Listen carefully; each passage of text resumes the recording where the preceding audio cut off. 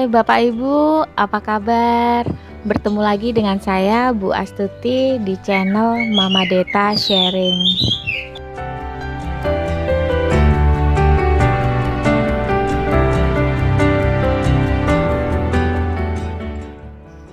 Bapak Ibu, pada kesempatan sharing kali ini saya akan membahas mengenai analisis SWOT yang kemudian dikhususkan ini berkenaan dengan analisis SWOT dalam sebuah organisasi.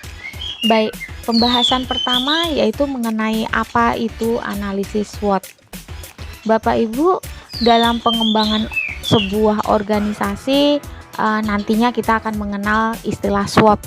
SWOT itu dari 4 huruf SWOT, itu dari bahasa Inggris, yang merupakan singkatan dari S untuk strength yang berarti kekuatan, kemudian W itu dari W weaknesses yang berarti kelemahan, untuk O itu opportunities yang berarti peluang, dan T-nya atau T itu untuk threat yang berarti ancaman.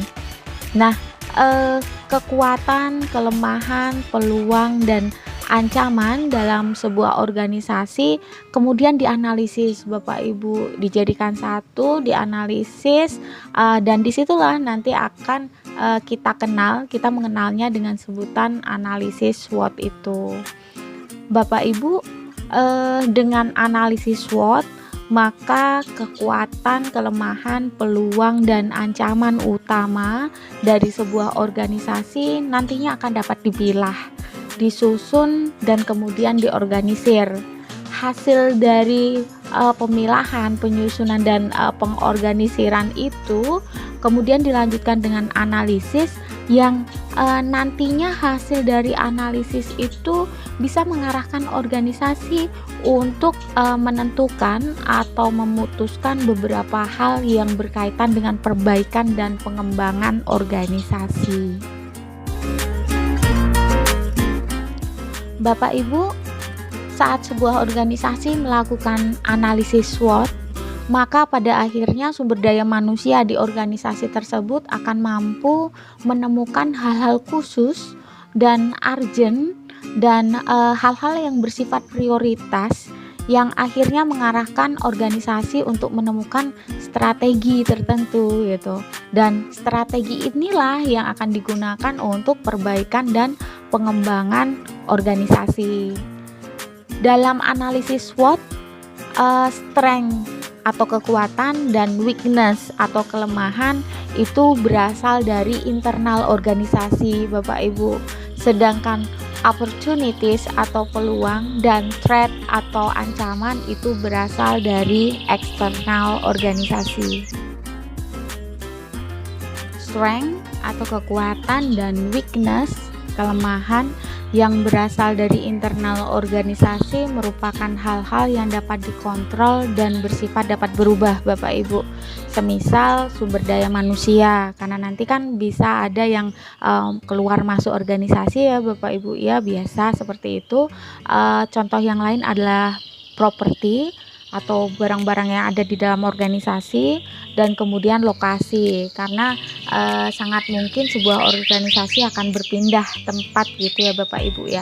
Kemudian sehubungan dengan opportunities atau peluang dan threat atau ancaman, keduanya berasal dari eksternal organisasi dan merupakan hal-hal yang dapat mempengaruhi aktivitas organisasi atau hal-hal yang terjadi di luar organisasi pada lingkup yang lebih besar, karena ini memang ada di luar organisasi. Bapak Ibu, sehubungan dengan peluang dan ancaman ini, suatu organisasi dapat menggunakan peluang untuk melindungi organisasi dari ancaman yang ada. Dalam hal ini, kata menggunakan yang tadi saya gunakan bukan berarti organisasi bisa merubah kondisi yang ada, karena itu memang faktor eksternal ya Bapak Ibu ya, jadi kita tidak bisa merubah itu. Namun lebih ke kondisi, kita menggunakan apa yang terjadi untuk kebaikan organisasi. Contohnya, organisasi lain yang notabene adalah saingan kita misalnya, kondisi lembaga lain yang bekerja sama dengan kita, hal-hal yang berhubungan dengan pihak luar misalnya.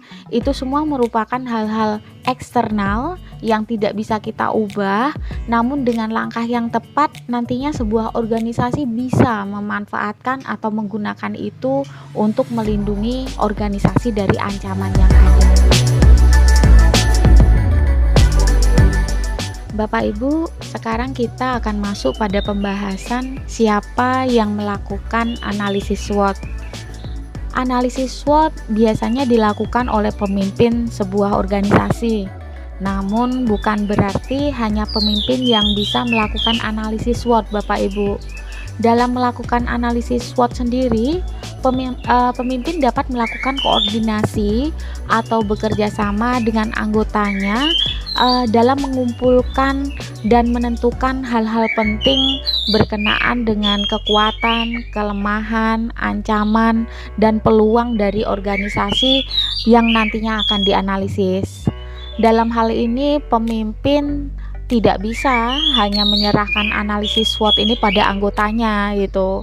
Sang pemimpin harus menyediakan waktu untuk terlibat di dalam analisis ini, Bapak Ibu, agar analisis dapat dilaksanakan dengan lebih efektif dan hasilnya lebih akurat. Di sisi lain, Bapak Ibu, pemimpin juga sebaiknya tidak melakukan analisis SWOT ini sendirian. Untuk mendapatkan hasil terbaik, pemimpin hendaknya mengajak beberapa anggotanya untuk berkoordinasi dan memikirkan bersama hal-hal yang akan dianalisis tersebut.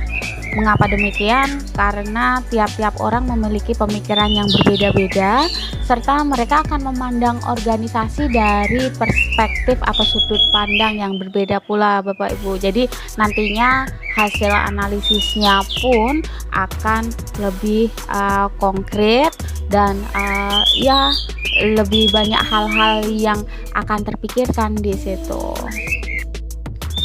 Sebuah organisasi besar justru juga akan memasukkan pendapat dari pihak luar demi kemajuan organisasi. Semisal pada sebuah sekolah, pemimpin sekolah membuka kesempatan pada orang tua murid atau kolega sekolah untuk memberi masukan pada pengembangan sekolah yang dipimpinnya. Setelah analisis SWOT berhasil dilakukan dan strategi pengembangan organisasi telah diputuskan, maka ada satu hal yang harus diingat oleh pemimpin, bahwa kondisi organisasi akan terus berubah sesuai dengan situasi dan kondisi yang terjadi di lapangan, Bapak Ibu. Oleh karena itu, pemimpin perlu meninjau kembali strategi yang ada dengan mengadakan analisis SWOT kembali, dan hal ini biasanya dilakukan secara kontinu, reguler gitu, dilakukan setiap 6 bulan hingga 12 bulan, Bapak Ibu.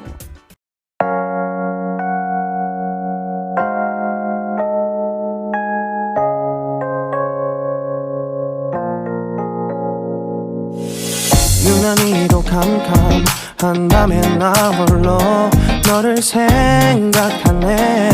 이런 기분 설명할 수 없어. 원래 이맘쯤 너와의 여행을 생각했었는데 yeah, yeah, yeah. 네가 좋아하던 와인과 선물을 준비했겠지. 기뻐할 너를 상상하며 근데 왜 이런 생각